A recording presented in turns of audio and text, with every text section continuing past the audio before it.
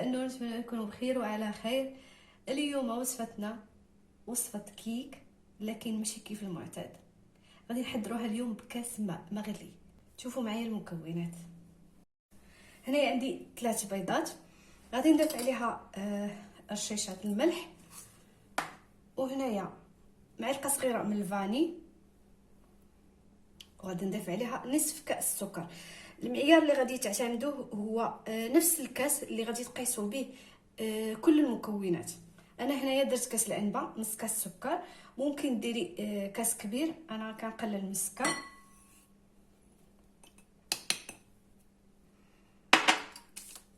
وغادي نخلط الكل، وممكن ديري الطراب او الخلاط الكهربائي. انا اليوم غادي نستعمل معكم كل شيء بيدي.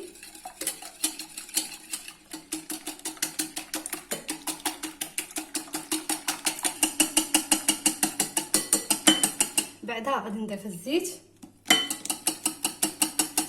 وغادي نتابع الخلط.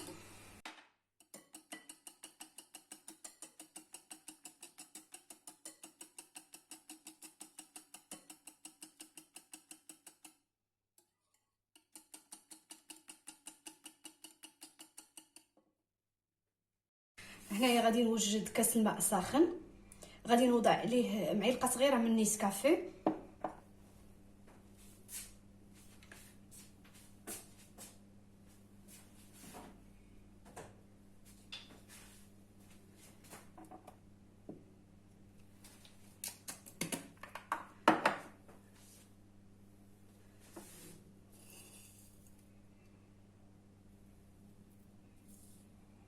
غادي نخليها تذوب ونزيد شويش.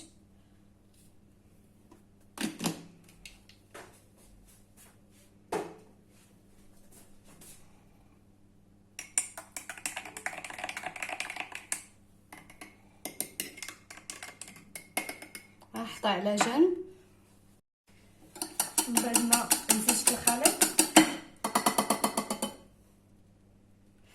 غادي نضيف الدقيق، وهنايا عندي الكاس الاول من الدقيق.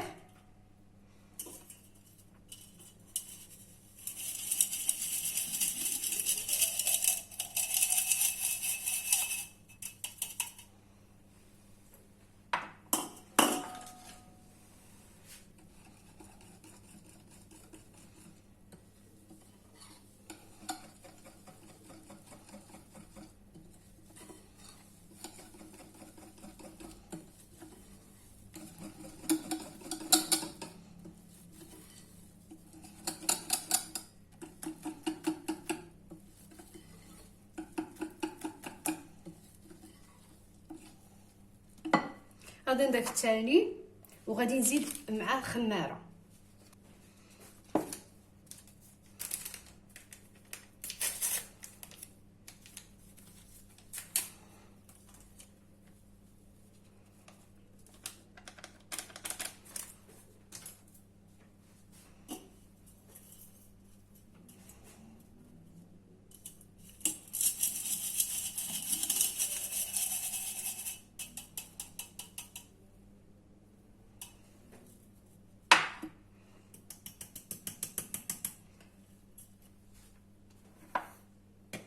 وغادي نضيف 2 معالق من الكاكاو صغار، يعني معلقه كبيره.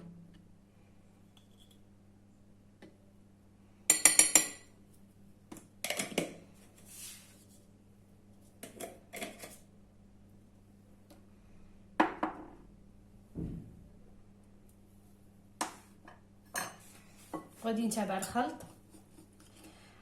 واخا تجيكم هكايا قاصحه، ما تخافوش، لان غادي نضيفوا عليها السوائل.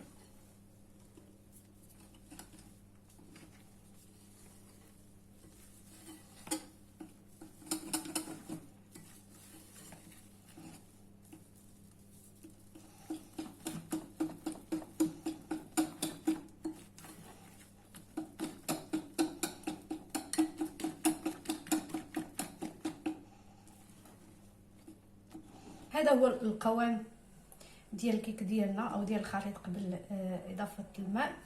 غادي نضيفوا بعدها كاس د الماء قل شويه،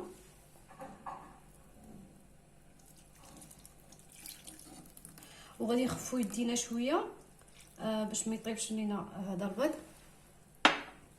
فتحرك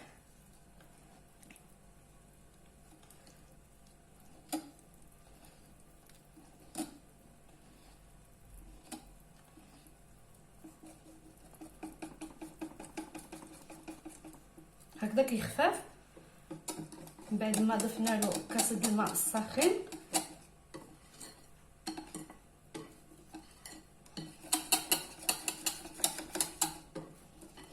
وهذا هو القوام الاخير.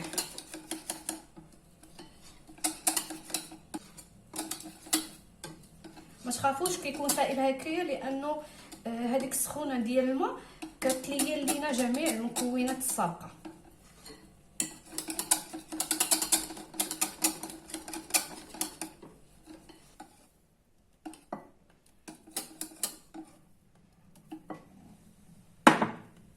غادي نوجد المول ديالي، غادي نوضعو الكيك ديالنا. بسم الله.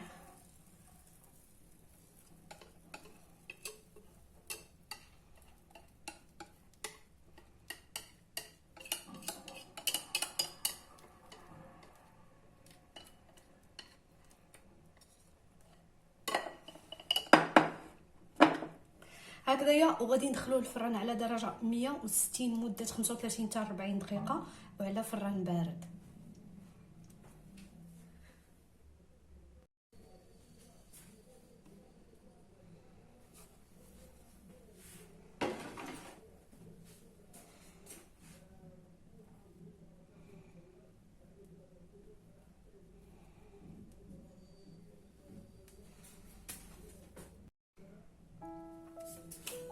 هذا هو الكيك من بعد ما ديموليناه، راهو شي شرطي يطب.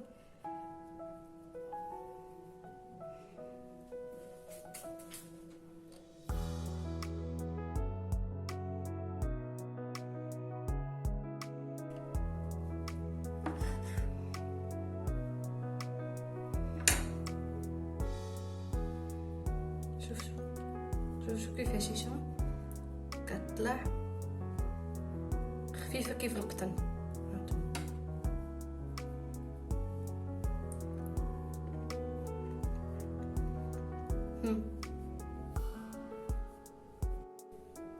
ولهنايا غادي نقول لكم في امان الله.